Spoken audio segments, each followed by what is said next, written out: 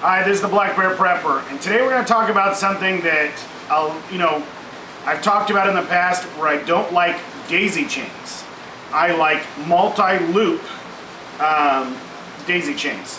Basically, we're going to explain the difference and the danger of standard daisy chains. Are they super dangerous? If used properly, no. But there is some problems, and we'll talk about that now. What I first want to talk about is the real danger. So come down here. So we have a standard daisy chain here. Now this is a standard daisy chain that's made of Dyneema. It's sewed twice in between each loop. Now most people believe that each loop holds the same strength as the whole entire device, and that is not true. Actually, this particular daisy chain holds 24 kilonewtons, which, remember, kilonewtons is roughly 225 pounds, roughly. And what that basically boils down to is that the actual loop itself, so if we just had a loop of webbing, it'd be able to hold 24 kilonewtons. Now, your individual loops on this will only hold 3.5 kilonewtons, right? Do the math, we're under 1,000 pounds. Now, if you've seen shock loading videos can show that the average person falling as little as 12 feet can way go over 1,000 pounds. So even best case scenario, this holds 1,000 pounds, it is easy to rip through the daisy chain. Now, this could be in your personal loading system where you've climbed up a little ways and you've fallen onto the full strength without being clipped in. Daisy chains have this problem. You can cause a type 2 fall just by climbing above your belay system to check on something or something, and then you fall. You can fall straight down. That force right there of only 36 inches can put thousands of pounds of force on there. Remember, this is a static rope, so falling on a static line is fairly dangerous. Now, what can happen? Well, there's two things that we usually call, that can cause a really bad thing. Now, what most people end up doing is now these are our daisy chains that we made, and as you can see, they're coated in tape. Now, the reason we have tape is so they'll rip, without having to put 1,000 pounds of force on there. So, as you can see, keep in mind, the loop itself would be 24 kilonewtons, let's say 5,000 plus pounds. Each individual piece of tape is only 3.5 kilonewtons, or even less on some systems. And remember, under shock load, you can actually break with even less force. So what ends up happening is a lot of people, what they end up doing is they take their daisy chain and they shorten it. And you'd think this wouldn't be a big problem. They actually sit there and they go, oh, well, the daisy chain's too long. I'm going to go ahead and I'm going to clip in and shorten my daisy chain. And you're like, oh, now it's twice as strong. Because we brought it up, we took out some of the shock load. Totally doable, right? Here's the problem. If we tug on it pulls straight through. Now this is hard to see why that happens, because if we just tied it in once, it won't do anything. Even if we tied it in once way down the line, and we were able to rip through, it would still catch. Why does it snap when we overloop it? And here's what I want you guys to see, and I'm going to try to do it a couple different ways here. We take our loop here and we back loop it. And as we back loop it, normally it would be tied into these straps here. But what ends up happening is we end up creating a loop here. So as I pull on it, it pulls straight through if it cuts through the loops. Now the other problem that can be created is just tying on to a center loop. We're actually tying just to the sewn part. So this can happen when we're setting up our tree daisy chains. So somebody wants to, instead of tying onto the actual daisy chain itself, keep in mind there's an actual part, you're clipped into your belayer here, and you want to clip off so you can make this system redundant. We always want to use serene standards, so we want to have a backup in case something fails down below. But what ends up happening is people clip in and they clip around, maybe run a quick draw or something like that off the system. Maybe they want to run a simple quick draw over to themselves so they're tied in, because maybe they don't have enough line, maybe they're too tall. What ends up happening is when they do this and somebody falls, it's able to rip straight through. And that's the same problem that's happening in other situations. Like I said, when we fold it over, keep in mind, I folded it over.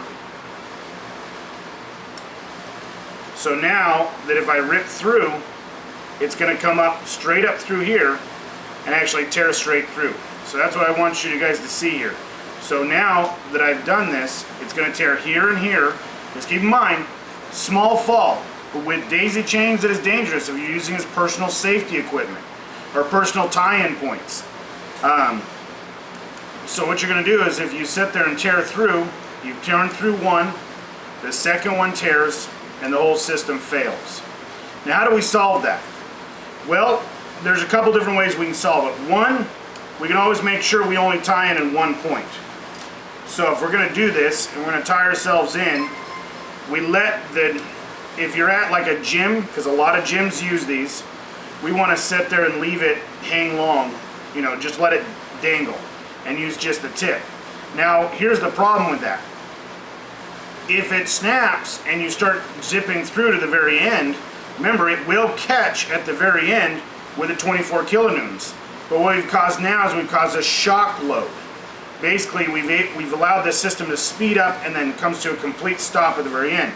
So not something we want to do, but if this is something you have at a gym, only clip in once. Don't clip in multiple times. Now the other thing we can do is if we have a daisy chain and we're using it for our system at home, and let's say that we've got ourselves tied into our person. We're tied into our person and we're off to, we've tied ourselves in over here, and we need to shorten the daisy chain. So we need to make the daisy chain shorter. We clip in and we bring it up and clip into the carabiner. That makes it so if it fails, it will stop right here, and technically it would have to rip all the way off to this other side here to the other person over here. But that would be the easiest way of using it as a personal belay system or a personal safety system. So again, we're going to clip onto the end. So if I'm clipping in on a rock and I need to bring myself up higher, I don't loop up here. I take my second carabiner and I work my way up to the top and lock in. So it ends up looking like this. So you have a little piece of loop hanging there. But that will keep it from zipping all the way to the very end. Now the thing we have to watch out for is, see all this? This is all shock load potential. If it rips through all these points, it will shock load the system. Now will it catch you? Most likely. But you could actually cause other damage. You can cause carabiners to be out of whack, and then we'll talk about carabiner damage in another video. But you can actually cause thousands and thousands, we're talking upwards of 7,000 pounds of force in this small distance in a real fall. And it doesn't take much to do it because it is a static load. Now here's how I recommend you fix it. For the exact same price of a standard daisy chain, you can get what we call multi-loop daisy chains, or what I call multi-loop daisy chains. These are true personal safety systems. You have a bigger loop on one side. Each loop is 25 kilonewtons, which basically means if I tie in here and tie in here, 25 kilonewtons. If I tie in just to this loop right here, I only need to tie in real short, 25 kilonewtons.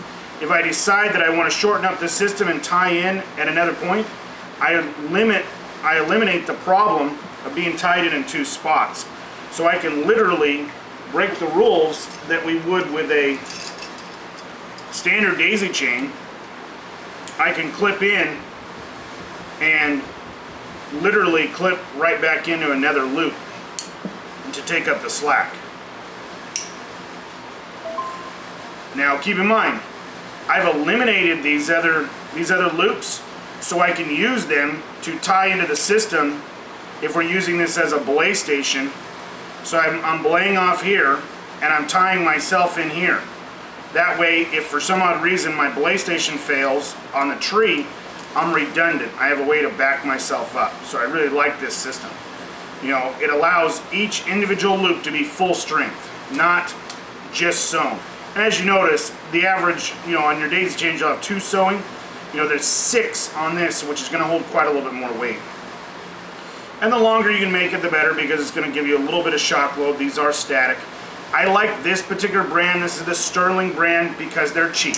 It allows you to buy a bunch. So if you are doing like a Copes course or something like that, money is always an issue because you're having to buy so much of the equipment.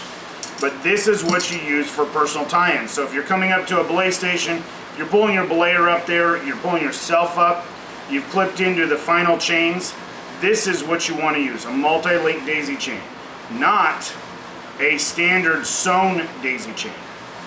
So always, this is a review, not a class on daisy chains. Always climb at your own risk and go take a class. Please, if you have any questions, leave them at the bottom. Subscribe. We always like to hear what you guys are talking about, you know, what you want to talk about. But subscribe, leave messages, and always like us.